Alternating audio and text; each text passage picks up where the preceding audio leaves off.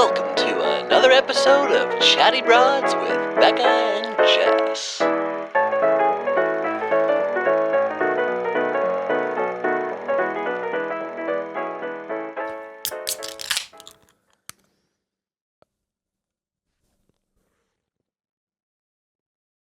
Ooh. It tastes so good. It's every so time. cold. I turned this fridge up a little bit. Mm. We have a little fridge in the studio. I cranked it. Well, see, and what I like it is right on the verge of frozen. What I like when we talk about fridges is turning it up really means turning it down. And vice versa. Because we're turning up the power to turn down the temp. And that's just really an analogy of life, isn't it? We're all fridges after all. You know, and what is up is down and what is down is up. And that's something that I'm just really learning about myself these days. Mm-hmm. Have you ever stood on the other side of an air, like a window-mounted air conditioner? And just have the hot air just blowing your face off. Super hot. Everyone else wants to stand on the cold side. You know, and I'm not like everyone else. No, I'm a rebel. I think what society could use a big dose of is standing on the hot side of a window-mounted AC unit. Listen, I will say this. If you were to be on a hot day, standing in front of the other side of a window unit and it's blowing hot air, the second you move away from that hot unit, feels cooler. It's true. It's true. Well, I have a theory about cold and hot. Okay. And it's tested. And now, maybe not by scientists, but personally. And I got Jess to get on this train. Okay. And the idea is our bodies are capable of a lot more than we usually, think we're allowed. Like we think about our ancestors and like hunting in horrible conditions, freezing cold, boiling hot. We're just capable of a lot more than our cushy lives. When it's really hot out and you're sweating and you're like, right? Or it's cold and you're like, oh my God, it's so cold, I'm freaking out, right? People are out there taking ice baths, right? People are walking in way hotter conditions. I think it's all about accepting it. So if ever I'm outside, let's say, and I'm moving around, I got to do something that's really hot. I'm like, I tell myself, accept the heat. Bring it in. Take a big breath of it.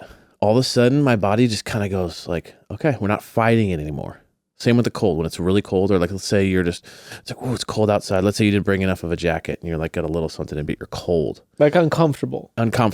We're not talking like, oh, I forgot all my clothes and now I'm walking around. No, this Toronto is like, let's say you're sitting time. at a restaurant outside, the heater's not working and you're cold. Yeah. Accept the cold. Bring it in. All of a sudden, your body kind of neutralizes. I'm telling you, broads, try it out. Next time you're a little hot or a little cold, instead of fighting it in your brain, accept it and just be like, become stronger. Bring it in. Be like water, as Bruce Lee said. Think of it like training. Mental training. Yeah. I thought my friend was telling me about what goes through head when he was training for climbing. And he's like, I think of myself like a Pokemon. And every single time like it gets hard, if I push a little bit harder, I get that much more closer to evolving. Now, I wish that could help me, but I know nothing about Pokemon. I've never played. Is that a part of the game, Pokemon? Pokemon have stages where like to become a Wartortle or a Blastoise, like Squirtle has to evolve. Wartortle is the middle ground, and then Blastoise is the farthest evolution of Squirtle. He starts as a lowly Squirtle. He could basically just squirt water out of his mouth and swim really good. Okay. But not very effective when it comes to like hurting someone. Not compared to a Wartortle. So Wartortle. Now you're getting it. Now we're nailing it. Yeah. Is in the middle of Squirtle and Blastoid. Blastoise. Yeah. And Blastoise has water cannons coming out of his shell. He's hardcore. He's heavy duty. And it shoots people with water? High pressured, high blast. It's a water cannon. So it's like a fire hose on steroids. Yeah, 2 of them. Does it kill you? Or just kind of like, Well, they don't ever really kill people in the cartoons, but that's because I think it has like a friendly kid rating. I think if that were real life, it could there's a high chance it would kill you. Now, should we start an R-rated Pokemon That's interesting. movie? That is interesting. So that we're getting some like heavy hitting, This has like, legs. real deal. That's like stuff. what Marvel did with some of them, like Or DC with Batman. It's like they made like a much edgier version. That's kind of how I've always felt about superheroes in general. As I'm like, if this was real world, it would be brutal. It'd be super brutal. I mean, Batman is super gnarly. Freaking Ghost Rider is really intense. Nick Cage? Not the movie, the comic book. Ghost Rider shows no mercy. Nick Cage was before the comic book, right? I love Nick Cage's Ghost Rider. It's so bad good. Bad Good. Bad Good's an amazing thing. Bad Good is great. Like the original, like the Punisher, the old Punisher movie they had, where freaking John Travolta plays Kingpin. I don't think I saw that. It's pretty good. It's pretty good. It's a really small cast, but it's a good movie. Bad Good? Good. Yeah, it's bad good. Bad Good, yeah. It's good enough. It's bad enough that the good parts make it pretty damn good. Got it. Yeah. I feel like that's every John Travolta movie. Some. Is like John Travolta's one of those actors where you're like, I don't know how this is working, but it kind of is somehow. He's got some of them like in his later career, like around the Swordfish time, where you're like, is this horrific or is this good? I can't really tell. well, what's his face from Die Hard? Bruce Willis has a few of those. Yeah. Where like, is the whole 9 yards actually funny? Like, does anyone actually think Matthew Perry is funny, or was he just happen to be on Friends forever? He was funny on Friends. Was he though? Wow. Joey is funny on Friends. No. Matthew Perry? What we're dealing with now Ross is funny on Friends. what we're dealing with now is two different types of humor. You think Chandler's funny? I think Chandler's funnier than Joey. Really? Well, no, I think it works together. I wouldn't even say they don't stand alone. They don't stand alone. I don't think anyone stands alone on that show, really. It's like it's the combination of everyone talking. But it's not like Joey's like slapstick humor. Mm-hmm. You know? Like slipped on a banana humor. Mm-hmm. And then like Chandler's more like witty kind of quips. But that can be annoying if it's only that, right? And then like Joey can be annoying if it's just slipping on a banana type stuff. I think it's the combination. You have to have them all together. Okay. You know what I'm saying? I can see this. Well, this brings me... But I will say this. I don't think they translate outside because of how they were on Friends. So like you saying Chandler, Matthew Perry in this movie is not funny. It's like, I could totally believe that. Right. Because it's not in this context. Like, is he funny outside of Friends at all? I swear, I don't even think I've seen a Matthew Perry movie. Whole 9 yards. I can't remember that movie. Really? Mm-mm. Bruce Willis is funny. Do you ever watch The Office? Yeah. Whole 9 Nards. Do you remember that? No. You don't remember that? I've never watched, like, I'm not like an Office freak. So I've watched I've watched The Office. I find The Office funny, but I've never been compelled to just watch all of the episodes of The Office. And I think that this is where we don't talk anymore. Well, so I have a question for you. But it is true though. It is one of those shows that's very like cultish. You were just working on a comedy show tonight. Do you ever I can say James Corden. Evan was working on it. Do you ever find yourself thinking about your comedy career? Like picturing yourself on stage performing comedy? Oh, no. Really? No. Do you ever work on sets? Never. Never, ever. You never like come up with jokes where you're like, oh, this would be in my comedy set? Never. No, it's just not I'm not the guy that could like, I feel like if I am funny at all, it's conversational. It's like someone says something funny that makes me think of something. I have a funny thing to say back to them and then we're joking. But like to go up on stage and have like bits and like material, it's not so much something I think that like I even am capable of doing. Do you? Obviously. I've done it. You've done stand-up comedy? Like you've done an open mic night? Uh-huh. How'd it go? I was okay. I don't know.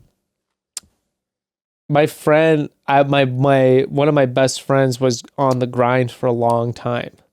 Dude, I've never seen his work. I know who you're talking about. I've never seen his work, but in a room, you know when certain people are funny and they're not even trying to be?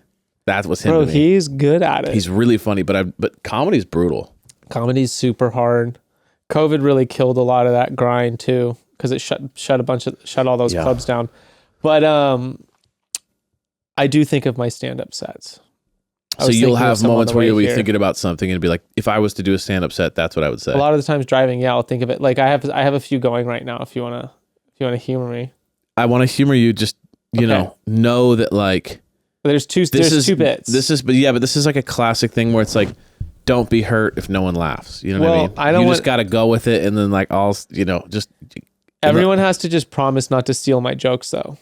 Well, I mean, I don't think this is a great place to do this. Well, I've had a lot of jokes stolen, and my jokes tend to be really funny. So wow, I mean, you're already setting yourself. I mean, you already are telling everyone you're funny. So just don't fucking steal my jokes, okay? Everyone listening, just don't do it. Just don't do it. Be original. Come up with your own material. You don't have to steal mine.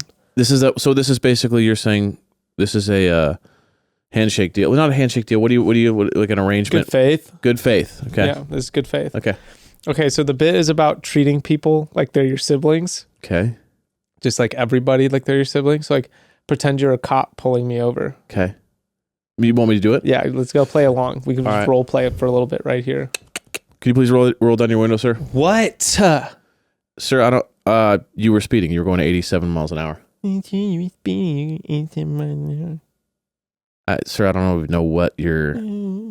So anyway, that's kind of the idea. So don't fucking steal it. Don't steal it. I told you it's funny. I knew it would be funny. Could you imagine? What if you actually talk to people like that, though? What if you talk to people? Imagine yourself talking to your boss like they were just your sibling and you were just annoyed with them constantly. Now, here's another one I was thinking about. No one steal that gold. Don't do it. That was insane. Another one that I was thinking about was if you were to go back in time, like if you were to be able to go back to like the 80s or the 70s, like what would you, as an alternative career or like occupation, what would you do? And I was thinking about being, if I had to, I would go back and become a hacker. Okay, you go back to like the 90s and be like the early 2000s. Like late 80s and become a hacker. Okay.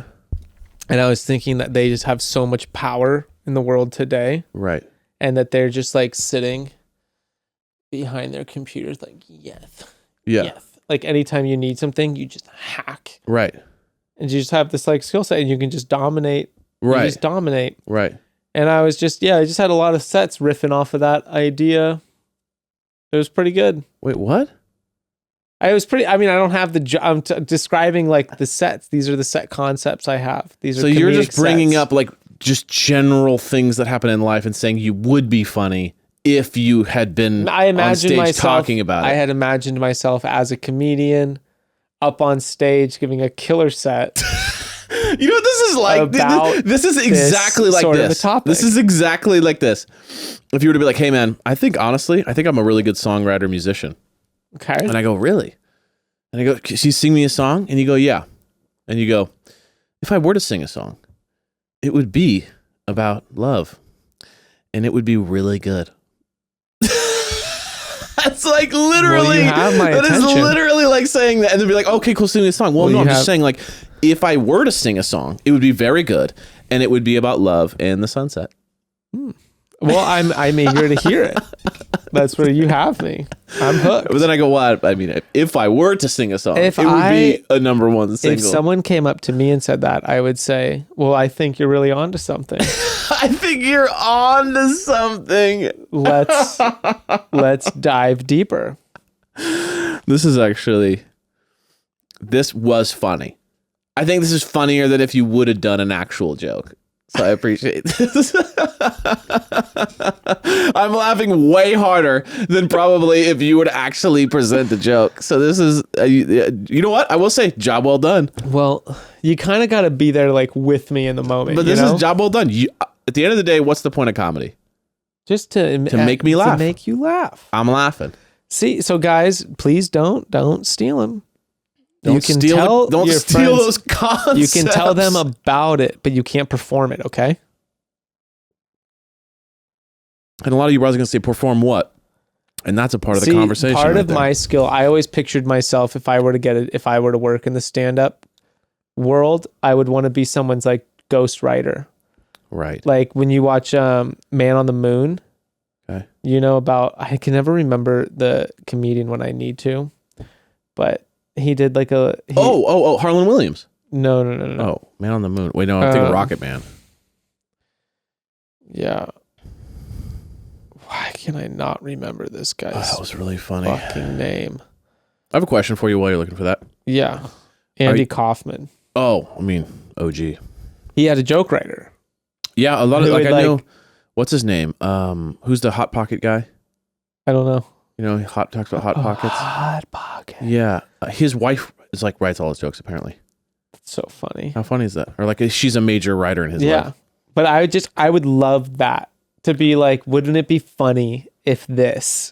And that's your and then he job. kind of riffs off of it. Yeah. And your job is to like, you're co-writing these things, but you're also like providing inspiration for these of like, your job is to have a similar sense of humor with somebody and like come up with like creative ways to be funny that haven't been done before. Whereas like someone else might have the skill of selling the joke. Yeah. But it's also to like, to picture what it's would like a be songwriter. funny. Yeah. I'm really good with lyrics and I'm really good with melody, but I don't have a good voice. I always thought it'd be really fun. Yeah. I don't know. It's also so low key and like in the shadows. No one fucking knows who like the joke writers are. No.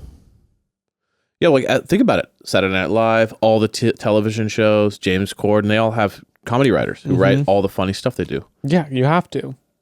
And then there's like a character who plays it, you know? Okay, broads, interrupting the bros. So if the word budgeting just sends those shivers down your spine, I get that. But you know what? I'm proof positive that there's a way out. And actually, when you have a good handle on your finances, you feel like your head is above water. But again, speaking from personal experience in my younger years, it can be hard to know where to start. I remember at one point having like 6 budgeting apps, none of which were incredibly helpful, by the way. If that's you, you can cut it out. Having 6 budgeting apps that you never open or hate looking at is not the way to get your finances under control. You can get rid of all those apps that promise you the secret to financial success and never delivered, because I hate to tell you, they will not deliver. The only app that you need to get your finances under control is Rocket Money, which you may already know and love by its former name, Truebill. Yes, Truebill. So why did Truebill change its name to Rocket Money? We'll tell you what we heard. Truebill, now backed by Rocket Companies, has grown from a bill management app into a full-on personal finance empowerment tool that helps over 3.4 million people with budgeting, lowering bills, canceling subscriptions, and more, saving each of their members on average $700 a year. And with all that growth comes the next evolution in Truebill's story, a new name. Bottom line, Rocket Money is everything we've already loved about Truebill, which we love, but with a fresh new look and feel. Yeah, and they have amazing reviews also. If you go on the App Store, you can see for yourself. Start canceling your unused subscriptions and save money at rocketmoney.com/chatty. That's rocketmoney.com/chatty, or download the app from the Apple App Store or the Google Play Store. Broad Squad, did you know that the air inside of your house can be 2 to 5 times more polluted than the air outside?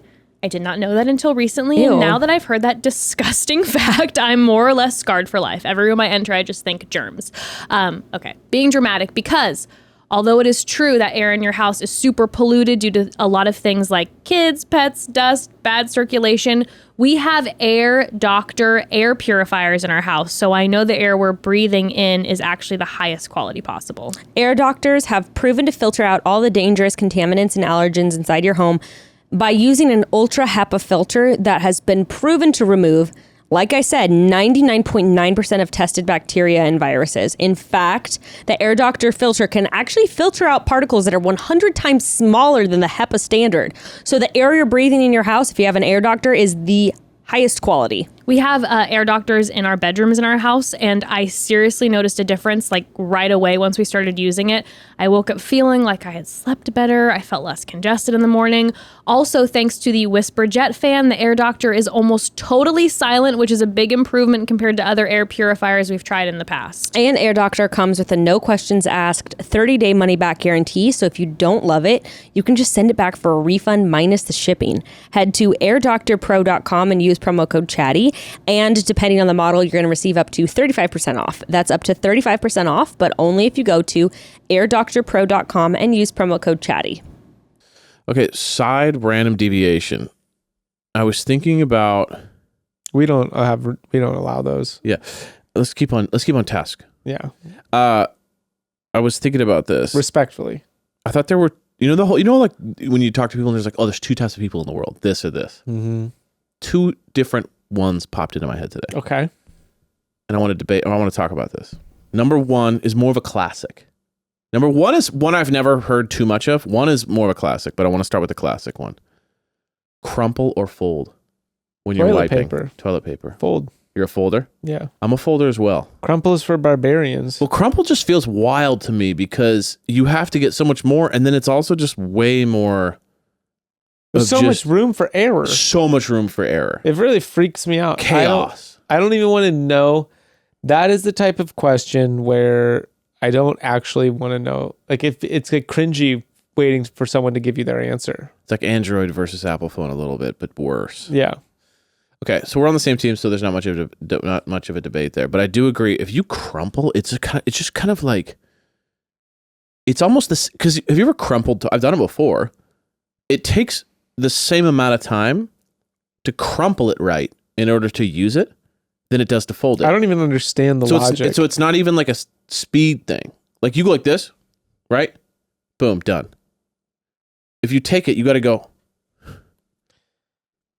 Like it's the same amount of time. So why would you crumple? I don't do that. I do this while I'm in the act. I'm just saying that you kind of pull it out and you just kind of I get like a nice strip and I fold it.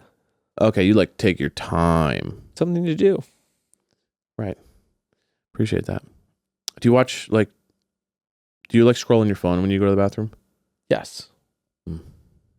Sometimes I lie to Becca and say that I have to go to the bathroom and I don't actually. I just want to go sit on my phone. By the way, every single guy does that. The amount of times that I come out of the bathroom and like I forget, it's been 38 minutes. And Jess is like, y'all good in there? It takes me like less than 30 seconds to poop. Right. It's really, like but it when really I have to, I'm like, but I will say this, to poop, and I sit down and then I poop and then I'm like, now I'm done. But I guess I'll use another 25 minutes to just sit here for a little bit and enjoy my peace and quiet. It's a universal, at least from my experience with my friends, husband thing. I always every guy I know is like, yeah, I go to the bathroom. It takes me 3 minutes to go to the bathroom, and then I'm in there for 20 extra minutes. When I used to work for someone else, I used to thoroughly enjoy pooping on the clock. It's one of the best ways to make money. Now that you're an employer, mm-hmm. and your employee goes to the bathroom and is in there for 25 minutes, what would you feel about that? My take as an employer is work smart. Not hard. If you're doing everything like I want you to do, like I don't expect, it's not a position where I'm like, there's 8 hours of work for you to be doing like every day. I'm more so like, there's a minimum standard I have. I don't want you to sit at the minimum. I want you to be slightly above the minimum. I'm not asking for greatness here. Just be slightly above the minimum. Just maintain the clear fucking standards that I'm asking of you in terms of like user experience when they come into this business. But if they're in the toilet, they can't give you user experience. If you're look, like enjoy it. Don't be ridiculous about it. But you don't want the person at the front desk doing that, because then if the person walks in and no one's there, well, there's always multiple people in the gym. Redundancy, I love it. Yeah. Okay, I have a second one, and I feel like this will be interesting. And that's not for safety. There's not 2 people there just because someone might break their leg. There's 2 people there because someone needs to poop on the clock, or walk and help something, do something, bring in some boxes, and the other person has to be. I totally get it. Or just have to like go and just like chill out. That's cool. They're just gonna go chill out, and the other person's got it. Well, sweet. Let's be real. I love that. Here's the next one. Full tank or partial tank? When you fill up? Yes. I feel like this will divide America down the middle. I got to tell you right now, under Joe Biden's economy? No. Yeah, exactly. No. Yeah, you're like, these prices. Forget the prices, everyone. I'm saying, let's say the prices. I think the prices matter now. I'm a full tank guy. The prices matter now. But I'm saying a couple of years ago when it was 3 something and people were just like, actually, the prices don't matter. I'm a full tank guy. I guess they do matter.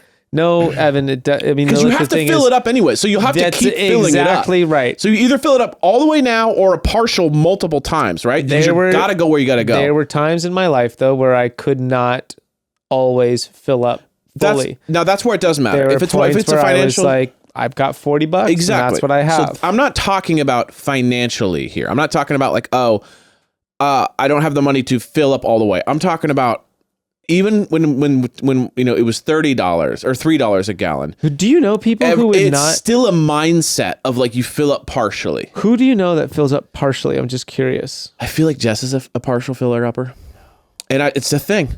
I know many people over the years that like I'd be in their car and I'd look and it would just be like 3/4 tank and then they'd cut it. So I do this. This is what I do. This might be more appropriate. Do you use your full tank of gas before refilling, or do you refill when it's convenient? If you fill up before it hits, like full empty. I'm not talking like it's on E. I'm talking like you've passed E and you know that your car has 27 miles. That's on E. Okay, I agree with that. But I think that 18 really. Right, but I think that like if your car's on E and then you push, that's a personality, sure. But I think what's more interesting is it the person who fills up before it hits E. Now that is wild. I don't know anyone. You know, there's people. Probably I've never asked anyone about this. That's what I'm saying. The partial fill has never been discussed. Psychos. But I was thought about it when I look back, because this morning I went to get gas, and the only reason why I did a partial fill was because I was running late. Yeah. And I was like, this is, a certain pumps. But you're going to have to get the gas. No, it has nothing to do with. It's just simply enough to fill up to get there and get back. Well, and it was also the tank. You know how certain pumps go real slow? So I was sitting there for 5 minutes and it was like a quarter tank. I was like, screw it. I got to get going. Let's go. I found out about that. What? It's like a precaution California has where like if it's been really busy and there's a lot of people extracting gas. And they want to keep they'll slow it down. They slow it down. So you go, forget it. No, it has to do with like emissions. Oh, okay. It's like a safety, it's like an auto thing that starts to happen. Interesting. I didn't know that. Yeah, I learned this because I was in a massive line for a gas station. And when I finally got up to it, the thing was like barely going. And I went up to the front and I was like, "Are you out of gas?" She's like, "No. It's not being out of gas. It's that there's like such a constant demand of like pulling the gas out. Too much gas in the air and everything. The system is like putting this check in place." I had literally never heard of that. And I was like, well, it was literally going to take me like 45 minutes to fill up my tank at the rate it was going. Not an exaggeration. So it's interesting you say that. So because this morning I had a really slow tank and I was like, I just got to get going. I'm late to work anyways. Let's just get it done. So I cut it off, and it made me think about my growing up in cars and everything, and being like, I always was just a full tank guy. Just fill it up, because I always thought, even if it's like I got to do it anyways, get it over with now, kind of thing. And like I said, again, aside from like the affordability of gas or like whether you have the money in the bank at the time, because we've all been in that place where we're like, I don't have the money to go full tank, all that stuff. I'm saying aside from that, I actually think it's a like personality trait of like whether I go all the way or I don't go all the way. I actually want to do like a poll now. We should do like an Instagram poll when this episode drops of like, who's a full tank? Because I feel like there are going to be some partial tankers out there. Don't be ashamed of the partial tank. I want to know who out there is a partial tanker. I also think this goes hand in hand with like who does their dishes while they still have clean ones.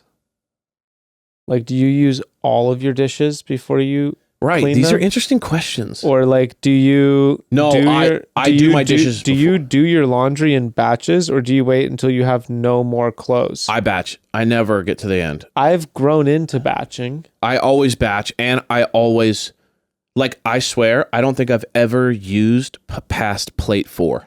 You know what's okay? I do my dishes. If there's dishes in the sink, I do the dishes. Doesn't matter. Like, I don't keep using until the dishes are gone. I will like, I swear, if I have a stack of 8 plates, unless there was a big dinner, I've never used past 8, 3 or 4. You want to know what I found interesting about laundry though? I used to wear all of my clothes. Now I just wear like a lot of the same clothes because they're always clean. And I find myself going to favorites. Yeah, that's exactly where I'm at. And I wear to wear like 5 things, and all my other clothes have been sitting there for years. I used to wear my second and third and fourth choices, but now I'm always going on 1 like and 2. round 1. Yeah, exactly. I agree. I've washed the same 3 things until they're rags. It's terrible. That's just getting older though. It's terrible. It's just like I'm so on top of this chore now that I don't get to exercise the full weight of my closet. Yeah. I used to be forced to have to like wear that shirt that I'm like, I don't want to get rid of it, but I don't like it enough to wear it ever unless I have to. That's 99% of my closet. Is like, if I get rid of that, means I'll never wear it again. But I haven't worn it in 3 years. So why do I still have it? I have strong nostalgia for that shirt. Are you a nostalgic person? In some ways, yeah. I am just like there are some things I get very nostalgic about. I get nostalgic about things that don't even belong to me. I get nostalgic about fun old things. I scored at a fucking estate sale recently. Oh, you get nostalgic about stuff that you've never experienced. Dude, I have like a thing for like old things in good condition. If it's old and in good condition, I am like immediately like I need to protect this thing. Can you give me an example? Well, I just rescued some old books. Interesting. And actually this was fucking sick. I found in this guy's office, I found this old Panasonic portable radio. And yeah, my voice cracked a little bit there because I'm just so excited.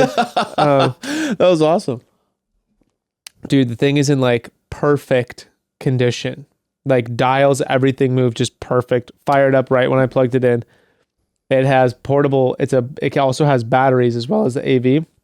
The top of it had a vent and I opened it up and it is a radio / portable 45 record player. Whoa. So the top of it opens up and plays 45s. And I was like... So it's like a late 70s, early 80s dude, type early thing. 60s. Whoa. And in perfect condition. And she gave it to me for $25 with all the 45s that the guy had. Oh, cool. And now we're buying like a bunch of 45s of like Disney, like a lot of the old Disney movies are released on 45 with a companion book.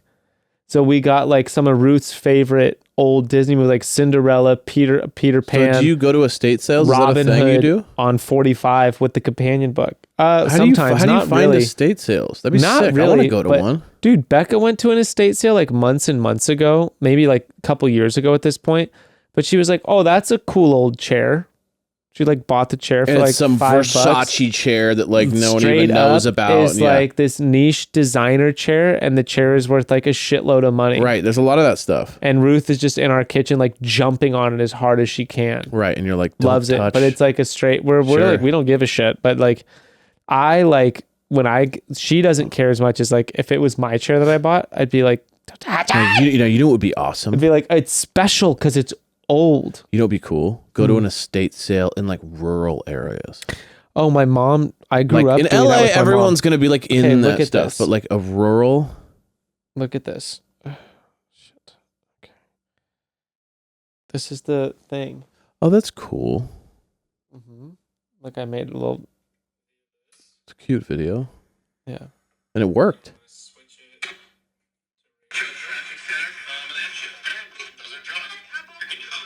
See how well it works? That's the radio, everyone. When's the last time you had to use an analog radio? Look at that. Boom. Opens up. Wow. 45 player. And I was convinced, I was like, okay, it turns, but like, there's no way it's going to work. Does the needle work? And then it was like, fucking fires. Sick. Fires, dude. I was like, are you kidding me? That's so sick. She threw in, I bought that, and then she gave me the Weber grill for free. She wants it out of there. Are you kidding me? Of course I'll take the full-size Weber. How did you find this estate sale? Were you just driving by and then you saw a sign? One of my mom's best friends. So my mom is best friends with one of my old like childhood best friends' moms. So my friend Johnny's mom my friend's older sister's friend lives in the guest house of this old man who just recently died. So somebody you know lives in a house where a guy died. Yeah. Got it. I don't know this person. Someone I know who knows them. Got it. Anyway, she's overseeing like the sale of some of his stuff before they do like an official thing. Got it. So it's just like friends of friends, you know, get like the inside scoop. Yeah, oh, that's cool. So we went in there and the dude was like a historian. So he had like a classics book collection. And my mom sent me a picture and I was like, buy all of those books. Because I recognized a lot of titles. Oh, yeah, you would know, yeah. I recognized a lot of titles and I was like, buy the books. And yeah, I got some like really cool first edition, like old ass books. Does it make you feel kind of, do you have a feeling, like a kind of mysterious feeling about like maybe who owned these books and like who was reading them? No? It feels like a preservation of like something special. See, because you know what I get? I get nostalgic about my own stuff. So like if I go to visit an old home I lived in, or like let's say me and Jess rented a house at this place when Ember was being born and I drive by it, I get nostalgic. I look at it and go, oh my gosh, you know. But you know what like I'm fascinated by? And it doesn't really make any, I guess maybe logical sense, but abandoned buildings and homes.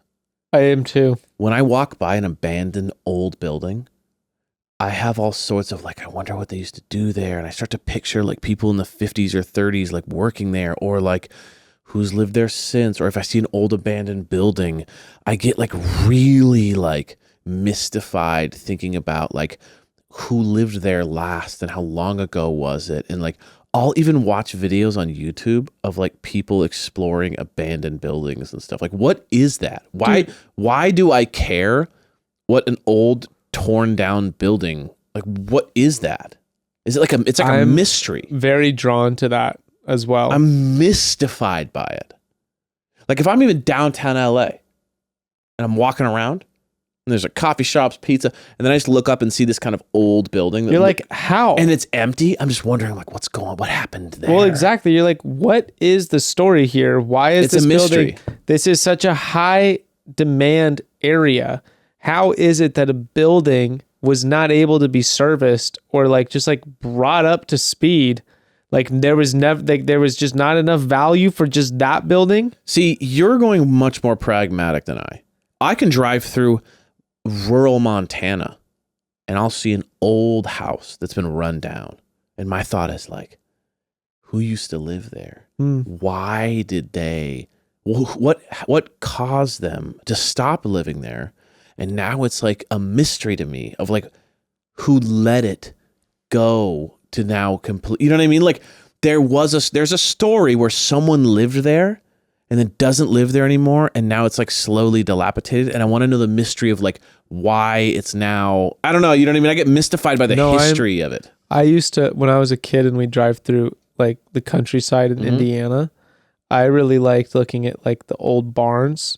Because there was a barns and stuff. Yeah, there's a thing when it was like, I forget if it was like you're not, like you couldn't fix them.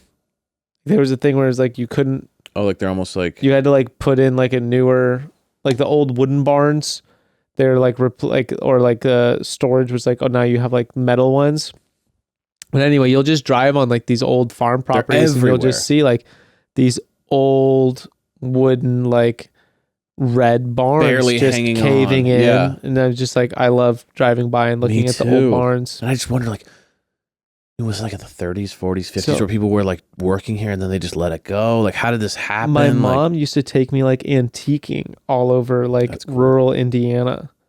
And we'd find like, oh, like this person's having a sale on the weekend. And we'd always go in because like, you never know what the fuck these people have in these old like places. In the music world, that's like, you know, there's always stories of like some old guys like, yeah, I don't know, my son had this guitar in the 50s and it's like a 50s Les Paul that's worth $400,000 and he just thinks it's an old crappy guitar, but it's actually or hey, it's an old car I have in the back and it's like some vintage SS Corvette and they're like, well, I don't drive anymore. Like, and you're like, there's like just you hear about these crazy collections or something where it's just like some kooky shit that their kid had. And it's like, bro, that's a one of one. It's worth $1 million. There's always Antique Roadshow. That's the classic. You know, People I just love bring that in the stuff. craziest stuff. But you'd also, I mean, just I love those things. And Me that's what too. I love, finding like those old stories, like especially when it's like the classics. Like it's well known, whatever it is, whatever like this happens to be. If it's cars, there are certain classic cars Yeah. that fall into that. If it's music, if it's instruments, like you were talking about, there are like classics in every single one of these criteria. And when you stumble upon something like that, that's even like remotely close, there is this like thing where like you do, for me at least, like I want to possess it Yeah. just to look at it. Yeah. And be like, this influenced so much. Don't you understand? Like, so much stuff we've made is filler. And then this is singular. This is the Big Mac. You know what I mean? Or like, it's like someone put the time into it. Handcrafted. It's very cool. I love that kind of shit. Super cool. I love that. One quick passing comment before we get into the episode. Ember said the funniest thing to me as I was putting her down tonight right when you were showing up. She goes, "Dad, can I have a bunk bed?" And I go, "I mean, maybe. I mean, I guess What do you need it for? we could make the other one kind of like a little fort. You know, you could be on top. Maybe we make it a fort, whatever." For Busby? And she goes, "Just make sure, if we get it, make sure you bolt it to the wall."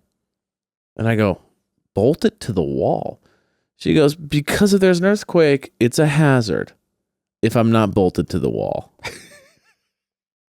And I go, "What did you just say?" I'm not bolted. She goes, "If I'm not bolted to the wall, it's a hazard." And I go, "Where did you learn this?" She's like, "Guy came to the school today. It was an earthquake thing. We were talking about, you know, how to make sure your house is safe." I was like, "Got it." And then 2 minutes later, she goes, "I don't think I want one." She goes like this. She goes like this. She goes, "I don't think I want a bunk bed anymore, actually. If there's an earthquake, I'll just hold on to my bed like this." And she's going like this. Dude, when I was... It kills me. I'm going to hold on to this. She just started first grade, right? Yeah. When I was... That's so cool. When I was her age, I used to dream of like, I wish I could go to school. I wish everyone could go to school like in their bed. Okay. That instead of being in the table in the classroom, we would all just be in our pajamas in our beds.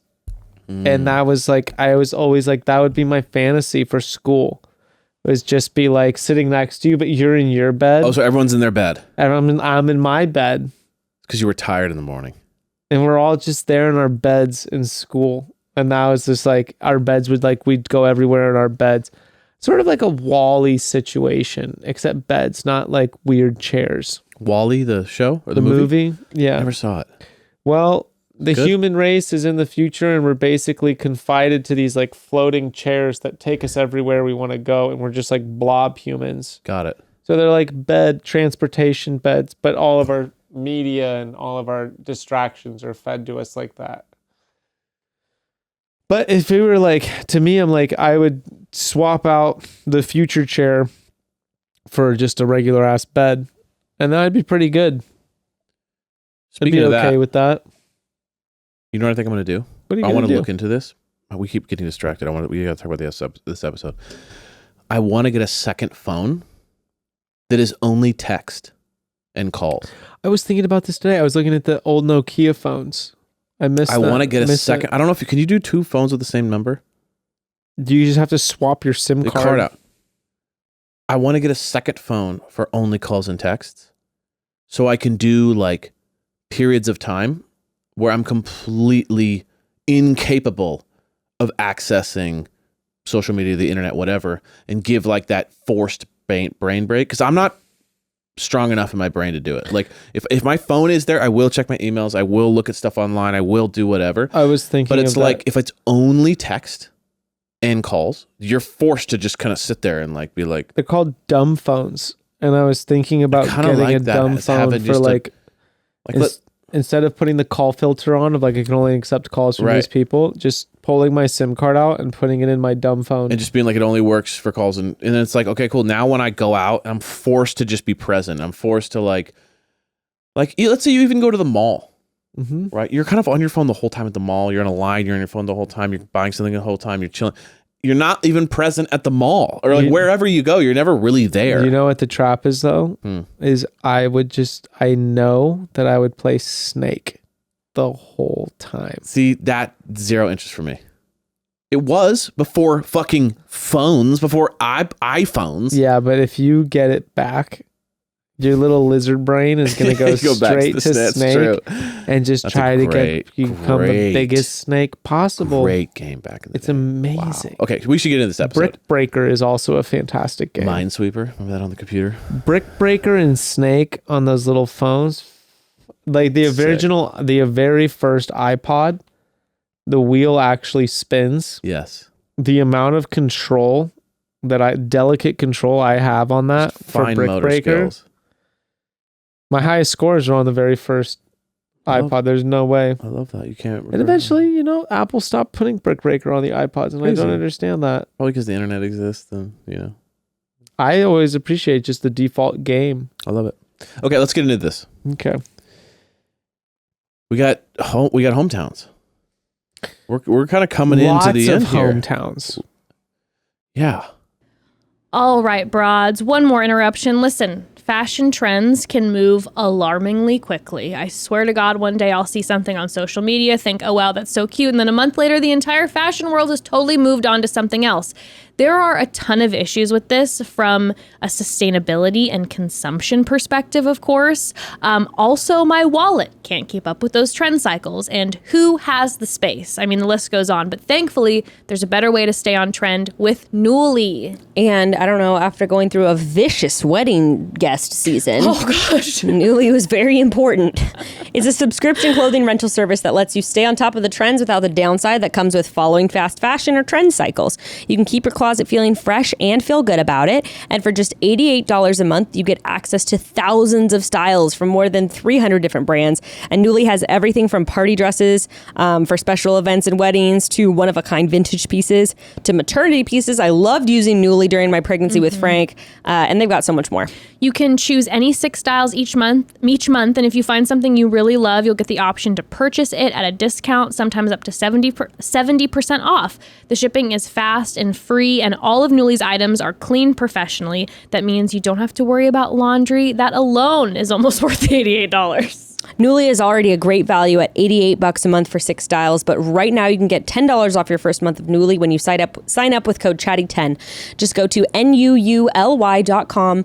That's Nuuly with 2 U's and enter code CHATTY10 to sign up to get $10 off your first month. That's NUULY.com with code CHATTY10. Nuuly subscription clothing rental. Change your clothes.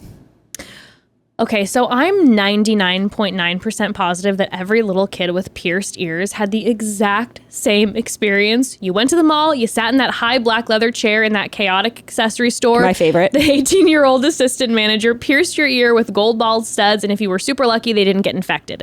And while I love that we can all bond over that semi-traumatic experience, there is a way cooler way to get pierced now, and it's Studs, the grown-up alternative to the traditional piercing shop and mall accessory store. Studs did what needed to be done for a long time. They have reimagined the piercing experience.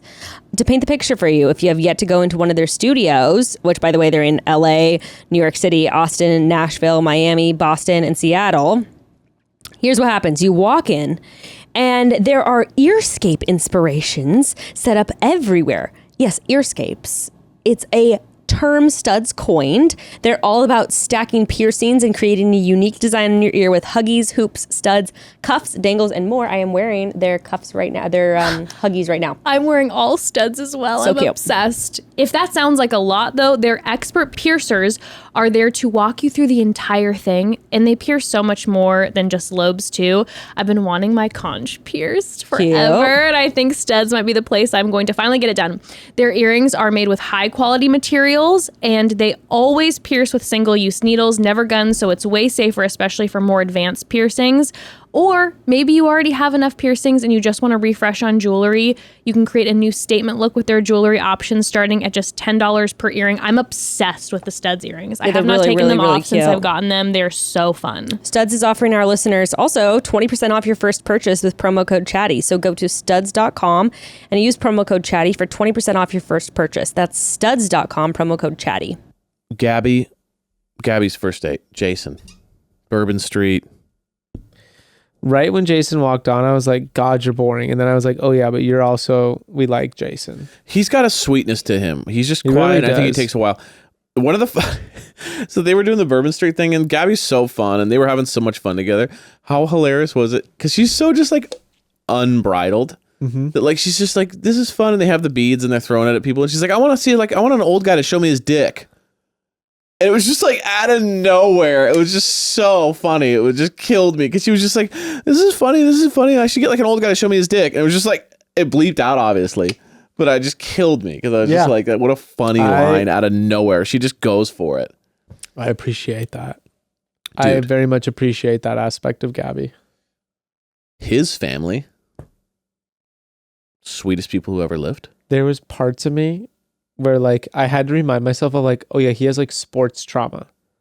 Because I was like, where's it coming from, Jason? Because I was like, your dad and mom just seem like emotional, open, incredible champions. Bro, that was the most, it almost felt like fake. I'm like, what? It's like a movie set? Like the dad's bawling. Tears up immediately. Talking about how amazing his son is. And he's how just amazing like, she seems. He's like this.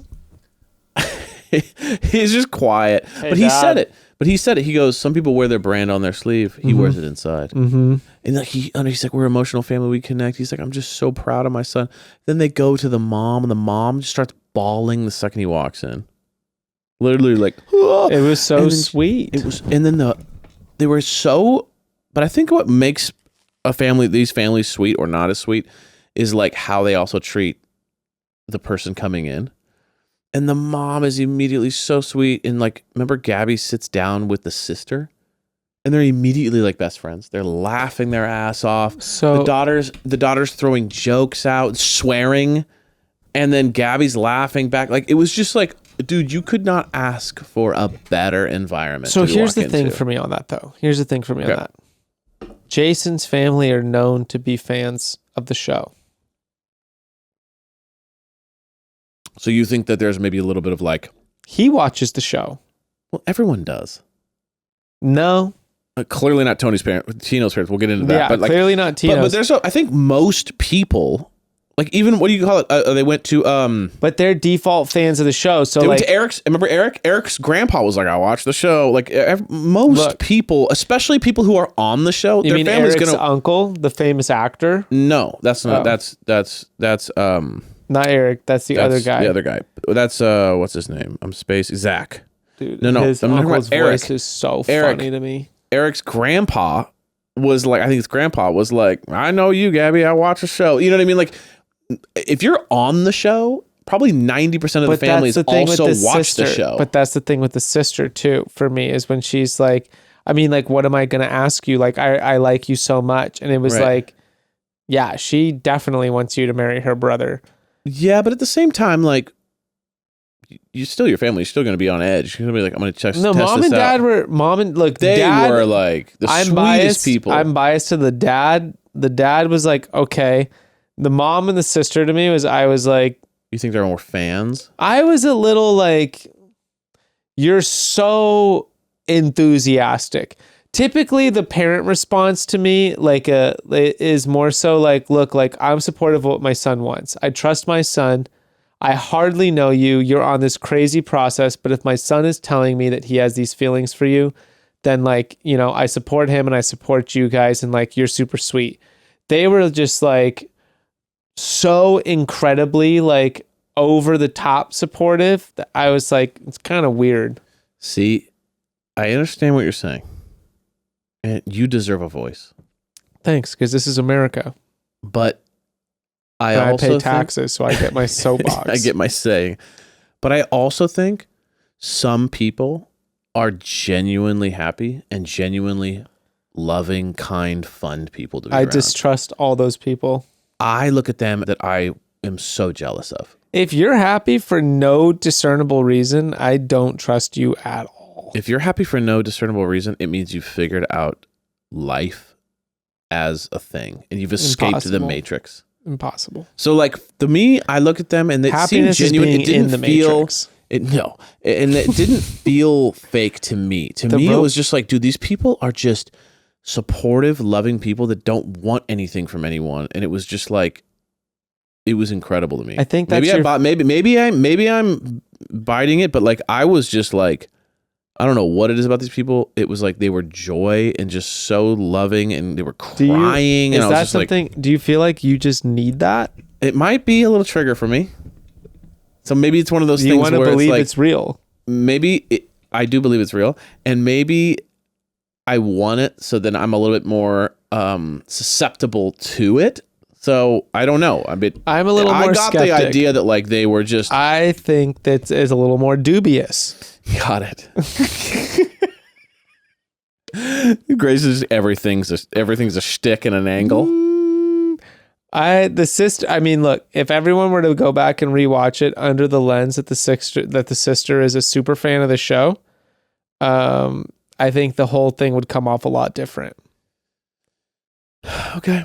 I don't think they're bad people. I don't think that they're bad people, but I find it a little overzealous and therefore slightly inauthentic. But here's where I think you're wrong.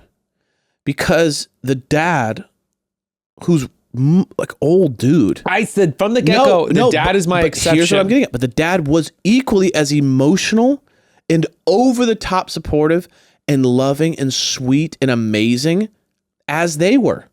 So it wasn't like dad was like, well, if I trust you, and if I trust my son, I trust you. And then the rest of them were like, they all were, including the dad. Look. So if there's a consistency there.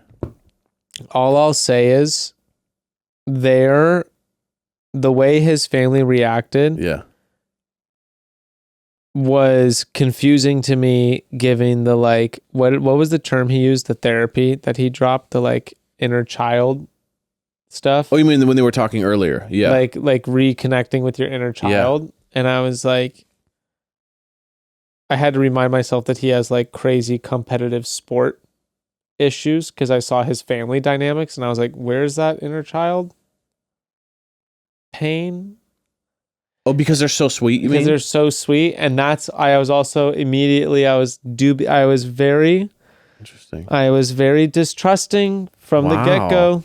I was very distrusting. I said, we're not getting all of this. Darkness going on with you right now. I don't think. Look, when you watch a horror movie, and you see like the picture perfect situation happening, it means be on edge. Okay. All right, let's get into. So then we got Rachel and Zach date. Rachel and Zach, that was like pretty straightforward. Nothing crazy happened there. I thought the dad brought up a good point, though. I wrote this down because I was like, that's a really good like way to be kind, but at the same way, just kind of bring it up. This is Anaheim, right? They're in Anaheim. I don't remember the city. They're in Anaheim. So like Zach, his dad said like, you seem amazing, but I do say like when you're in Prague or you're in wherever and you're in the mom Amsterdam. No, the dad said you could fall in love with anybody. Oh, you could fall in love with a monkey. With a monkey. He's basically saying like, I understand that like this is kind of honeymoony and like is this when you get back from reality, that was like whatever. Wild.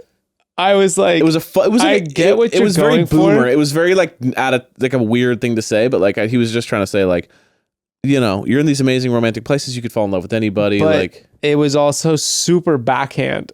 In the way too, like it could come off really like basically like just you're nothing special is how it could come off because he's like, he didn't seem that way because he was really nice. No, but you could see Rachel is so overly sensitive to these situations that when someone says to her, like if she's like, I'm having this extremely special moment with your son, like from the moment we saw those childhood photos, like we had this emotional experience. And he's like, yeah, but let's be honest though. Anyone going through the experience you're having who gets to go to the most romantic places on earth, like you could fall in love with a monkey. But I will say it's all about delivery. Like, oh, totally. On paper, it's a bit much. No, But the way that he was so supportive and kind and sweet that it was like you didn't feel that way. It was his way of bringing up a little bit of a concern with being like really kind about it. And so I liked that. One little thing I wanted to say was the mom brought up when mom was talking to Zach, mom kind of brought up not concerns, but just kind of picking his brain a little bit, like falling in love too quickly and like whether he's ready and all this stuff. What would you be like as a parent? What would me and you be like as a parent in this scenario? You have a great relationship with your kid. They're 27. They don't live with you anymore. You know, what would you be like if your kid was like, I'm on the show, I brought the girl back, brought the boy back, whatever. And now you're kind of in this scenario and they're head over heels. They're excited, but you know the dynamic, the whole thing. What would you be like? I think I'd have to work really hard to be reminding myself like an engagement is not marriage. And also like they're having fun. They are having fun. They're super happy and they're having a lot of fun right now. And it's really once in a lifetime. That's what I would like to think I will be. You were capable in of. that moment. I would very much like to think of that I'll be capable enough to just focus on that stuff and not like what my big fears are. Because look, like as much of a commitment as we like to make the show out to be, an engagement is literally fucking nothing. And how many of them actually end up getting married? Very few. Exactly, dude. Like, let's be honest. There's really not much at stake. Now, what if you didn't really like the vibe you were getting off with the person? And my son was just like, or daughter, or my whatever. daughter. Well, in this situation, okay. Oh, in this situation, yes, your son brings in Rachel or Gabby, and you're like, I'm not liking this vibe at all. Be like, Frank. Well, I was telling Beck, I was like, imagine if you were like a super extra parent where you're like, we're gonna like, I need to go talk to you in private right now, but you're like mic'd up, you're on camera, and you walk away to have a pretend private conversation with your son, and they'd be like, all right, like, I just really wanted to make sure like this is the page you're on, like distrustful of the whole process, but being like, you got to explain this to me. Like, how is it that you're arriving at this point? If they sell me on it and I'm like, okay, son, like, I just really needed that confirmation from you. Let's get back in there. Let's go talk to your mom. Like, let's get back in there. We'll face the cameras. We'll do us the whole time they're on you. Right. It's like, imagine if you can rise to the occasion as that, be like ultimate stage reality TV mom and dad. I've had enough friends fall in love with people to know that the worst thing you can do is try to talk to them and tell them that they're making a mistake. Ooh. Because they double down, don't they? Down every single time. I've probably had it 3 or 4 times in my life, my whole life, where like I had a friend who was dating someone who was toxic and bad for them and was dragging them down. And the only times that I ever was like, you need to stop this, are the times that like those friendships are now kind of over. And the only times that I said, hey, whatever you want, they're still my friends and they're no longer with those people. I think that when you're in a state of like, I really love this person, but like you're ignoring all the red flags, you're so defensive deep down that like you just go against the world. So if my kid was going through this process, even if I loved it or didn't like him, I would just be super like, I'm so happy for you. I want you to be happy in life, blah, blah, blah, blah, blah. Because I don't want to be associated with the person who didn't want the best for them in their brain. And I think in general, most people will kind of figure it out on their own, especially if you're like 27. It's like, you're not my child anymore. I don't disagree at all. But my one thing that I think is funny is my one friend, one of my absolute best friends, who I was just on the surf trip in Mexico with. Mm-hmm.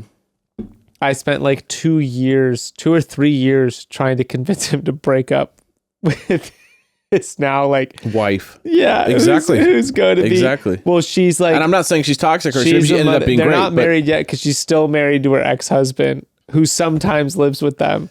She's now going to be the officiant for me and Becca's wedding. That's very. And I spent like years to her face being like, "You guys need to break up." Wow. And then now they're double down and now. Oh, I love her but like I'll still like, we laugh about it, but I'm like, yeah, no, I'm still like, I still say like if I were to go back, I wouldn't say anything different. That's hilarious. But like now I'm like, you guys are great, but I'd still like, it's just so funny to me. But we're still very good friends. He definitely though he committed. Yeah, he went hard. Committed. Telling you, if you want to get someone in, tell them they shouldn't be with someone. It didn't matter what I was gonna say though. We were always good on that. I think there's friends where like you realize sometimes like people will start a conversation with you and they don't actually want your advice. And sometimes people do want your advice, but they don't give a shit about your advice. He was more like that, where it was never an issue for me to give my opinion. But at the end of the day, like I would give it and I'd go, what are you going to do? He'd be like, well, I'm just going to sit here and call her repeatedly until she turns her phone back on.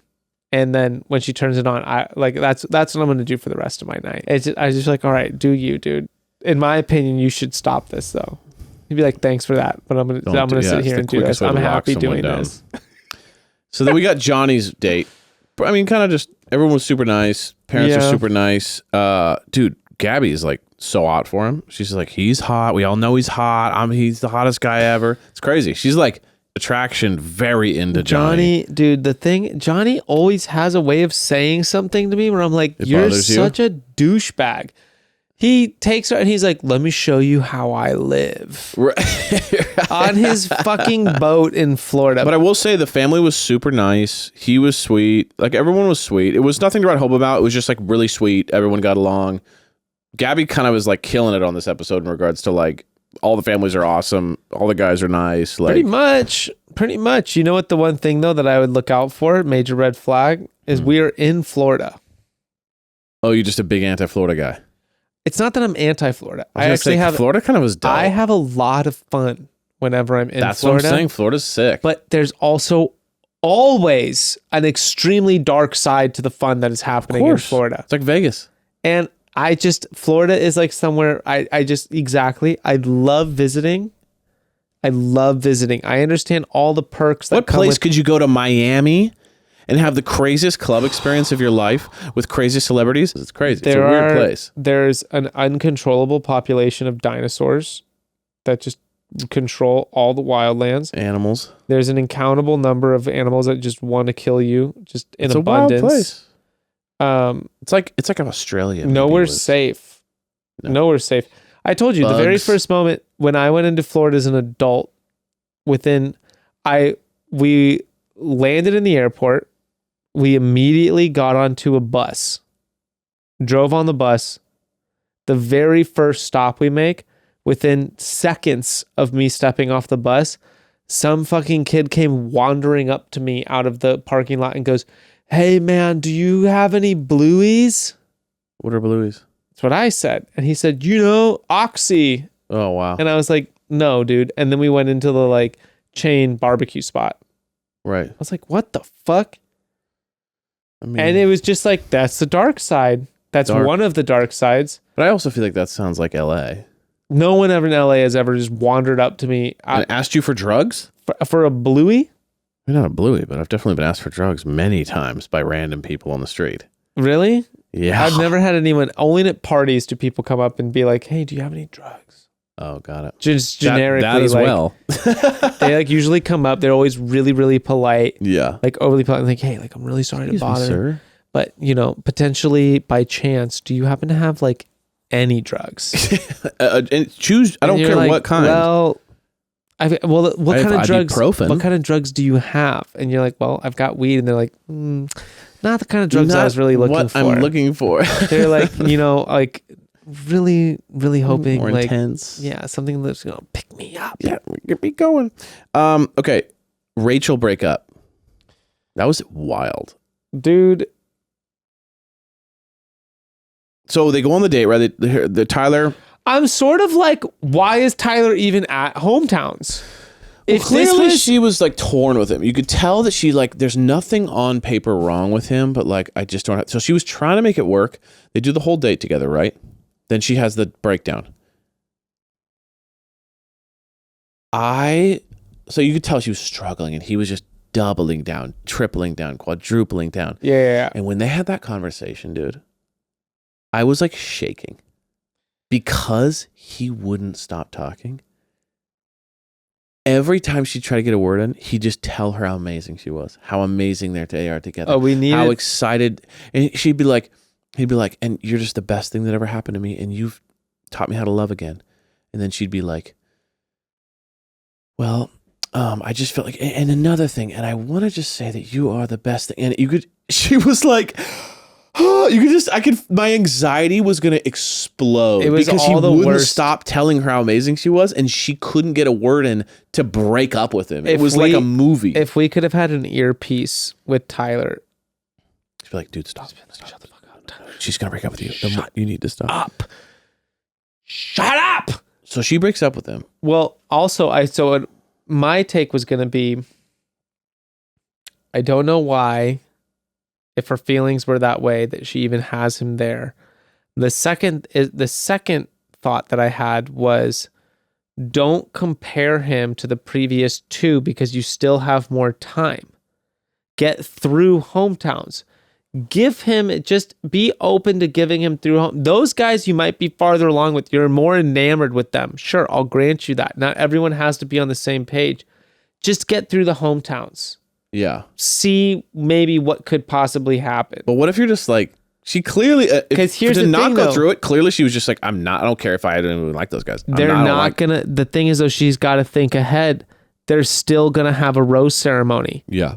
She's gonna have to send an extra person home. Right. She's just whittling it down further. Maybe you realize Tyler's not the guy for you, but that's your rose that you're going to give away for the rose ceremony because the other three guys you really like, now you're going to have to pick one of them. Have to give away another guy. You just gave away. It's like, oh, cool. I know String that along I'm the experience so that you can at least really know that like the one you like is the one you like. Strategically have some thought there. Like you're shortening the time you're experiencing with the person you like the most. My third thought, massive bullet dodged. The fact that he was like, could not just pick up the obvious. She had tears welling up in her eyes. And she was like, you don't do that if you're excited and you're in love. You're like, Granted, you're trying to gather the courage to say something. In the beginning, I was trying to be like, maybe he's just so nervous. He just wants to like, probably. But then I was like, dude, how do you not realize that like, what is happening right now? Yeah, there was a couple of moments during that conversation. She's trying to get something off. I was like, why is she shaking? She's not shaking because she's happy right now. But I will say this, man, the true measure of someone is how they respond to bad news. And I will say, like, he literally said to her, thanks for giving me like the opportunity to love again. And I hope that you find the love that I have for you. And it was super like, dude, was this a movie? Like the way he handled that, he just basically was like, you're my wife. And then this person breaks up with him. And he literally is like, it was like a magical movie moment. You know how well he handled it. You know what went through the back of my mind though? You were suspicious. At least he's in home. He doesn't have to take a flight home. That's true. He's already home with his boys. In the back of his mind, I bet there was like a real quick thing of just like, oh, I'm about to go out on the night with my boys.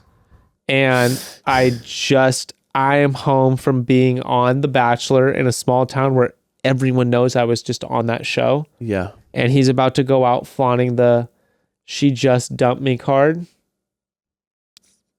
Did you know the Bachelorette just dumped me? He's like, yeah. Feel bad for me. Have a good time. Right. I'm going out on the Jersey Shore. Trying to with a serious bury some of this sadness. With a crazy arsenal in his back pocket. They're having a boys' week. His dad's coming out. Everyone, dude. No, they're going. They're hitting the shoreline, baby. How you doing, GTL? For real, do you think Pizza Pete's going out with him? Of course. 1000%. Meatball Pizza Pete. Everyone's going out. God, fucking meathead. Gabby and Eric. I mean, ballhead. Gabby and Eric. No. Ballhead. I love ballhead. Ballhead. Gabby and Eric. Yeah. Okay. That was heavy, man. It was extremely heavy. I can't imagine your like loved one, like your dad or your mom, going through that, and like him just like being sweet, and then the mom talking about marriage, and like that's a real test of marriage right there. Someone who's been with someone through a fatal illness like that for years, and I found out later that his dad passed. Like a couple weeks before it aired, which is just insanely wildly difficult. And to like, that was just real heavy, man. I will say this at the end of all that, very heavy.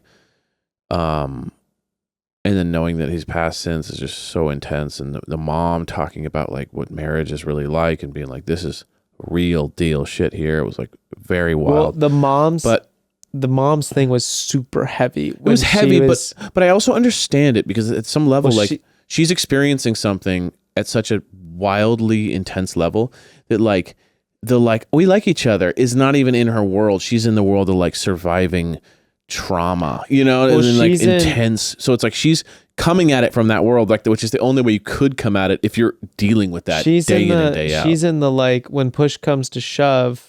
Your marriage partner, like this is what you're choosing them for. Yes. So who do you trust to stand by your side? If shit goes down when you're in the real thick of shit. Which was amazing, beautiful, but also heart wrenching. Oh, but I will say, so. after everything, their connection's deep. Oh, it was so sick. Like when they're making out and talking at dinner, I'm like, Gabby and Eric's connection's really strong. And she even said, like, I never thought I could be with someone like this. Like, I didn't know I would meet someone like this. They seem like really intense. I have a soft spot for him after this episode. Yeah, he's a good guy. He seems like a good guy. Yeah, I mean, look, the other one it's the mullet and the comment in the very beginning of the season, which I won't let slide, is that he's pissed about not getting the first impression rose. Yep, that wasn't the best look. I still haven't seen that temper flare up. Okay, Tino's family.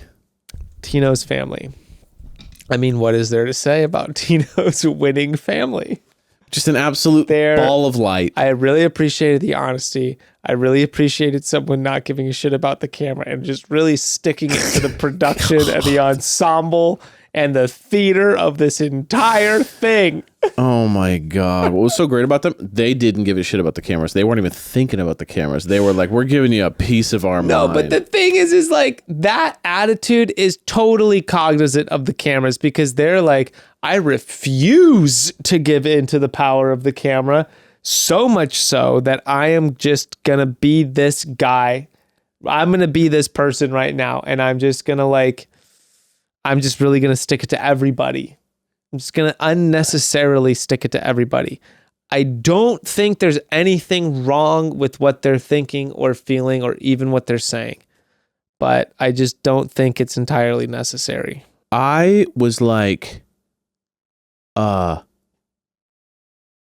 my biggest problem was not having concerns about the show, not having concerns about the relationship, not any of that. It was the like condescending nature in which they said everything and did everything. It was never like, hey, you seem like an amazing person and I really want to get to know you. And if my son loves you, blah, blah. And I just, if I'm being honest with you, like I'm a little out of touch. I don't really get this thing. Can you help me along? It was just like, the mom was like, this isn't real. And she's like, it's very real. And then the dad was like, I'm sorry. I just don't buy it. Like, I don't see how, like, it was so like snarky, condescending, rude. It was patronizing. It was very weird. It was like, it was almost like, are you guys mad about something? Like, what's going on? Why are you guys so mad? It was unnecessary. It was unnecessarily like abusive in the way that they were like going about it. It was like, and then he goes, convince me you know my son. And it was like, last time I checked, they're adults. Like they don't have, this isn't like, we don't have to sign off. Like, what is this? The approach. Yeah, it's just like, it was also she could not have said anything right. Nothing. In that it was moment. Her existence. It wasn't going to matter what she said. And the attitude that they were exuding towards her was like anything and everything she says makes it sound worse. Which I was just like, it's unfortunate. First of all, okay, if my mother-in-law now, I've been with Jess for over 10 years, looked at me right now and said, convince me you know my daughter. It'd be like, what? Like, okay. I'd have to be like, that's a weird question. It's like, how do I respond to that? That like makes you completely aware. Like, I challenge anyone to respond to that question and do a good job. Like with anyone they know, it's insane. Well, it's just like, What are you, the king? Convince me? Wait, last time I checked, you're not my dad. I don't have to convince you of anything. You were on TV for this moment. Yeah, they were playing it up. You're on TV for this moment, and you have a choice. And like, at the end of the day, your choices are going to reflect more on your kid in this show than like on you and like the principles you have as a person. Like, you're on the show as your kid's parents. And this is like, it's just sort of like, you have the choice to like bite the bullet a little bit on like what you actually think, just for the sake of like respecting your child and not embarrassing making them feel comfortable maybe in the situation also, that couldn't be more fucking uncomfortable. Well, and also I was like, wait, is Tino still living at home? Because this is the vibe it feels like. Like, convince me you know my son. And it's like, wait, is Tino 19 and they're concerned about it? Like, or does this guy live on his own and have his own life? Like, at some point, if your 27-year-old, I don't know how old he is, but I'm just guessing. If your 27-year-old son is coming home and bringing a girl, I'll tell you the only reaction you can have. Hey, so nice to meet you. Amazing to see you. Great, let's have dinner. Awesome. She seems great. Hope you're having fun. Now, unless there's like serious red flags, it's like, this is an adult. You treat them like an adult. But all this like, well, prove to me. It was very weird, like, dude. I was just also, like grossed out by the whole thing. Like, I don't think there's anything wrong with their skepticism. It's just sort of like, keep it to yourself. This isn't normal. This isn't normal. Your son didn't meet this girl like in the normal world and spend like a normal however many like limited hours with her. Also, you knew he was going on the show, so you had plenty of time to prepare your brain for this. Totally. I mean, that's the other side. But it's like you're acknowledging that this whole situation is intensely heightened. Yeah. And you're not willing to lend any sort of like, you know, forgiveness towards that in terms of like your own personal take on the situation. Or just last time I checked, you're not getting married. Chill. Pretty much. And it's also like I said, or like what we've been saying too, is like there's no real fucking commitment being made at the end of this show. It's not like it's going to go down like on your son's personal record that he had an engagement. It made me kind of also understand Tino a little bit, I felt like, because Tino feels very young to me when he talks. Mm-hmm. He feels very like, he sounds like almost a college kid. Like even when he was talking to his dad, he was like, yeah, it's pretty cool. I got like, my first week, I got the first impression rose. And so that's pretty cool. Like it almost felt like very like, oh, like I feel like I'm listening to like a 20-year-old talk.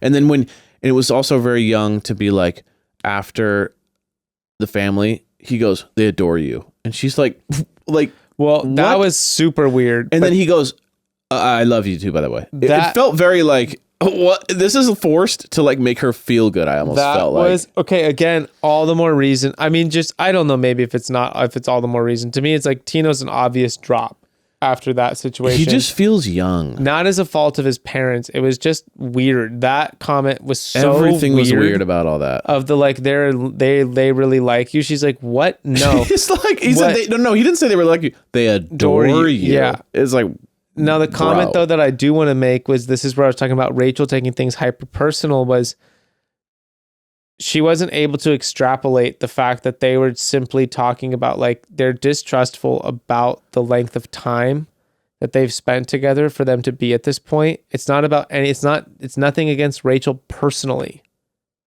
Right. And she walks away from that. It was the show She nature. walks away from that going, they hate me. Yes. And that's where I'm like, no, Rachel, There's they don't perspective there. hate you.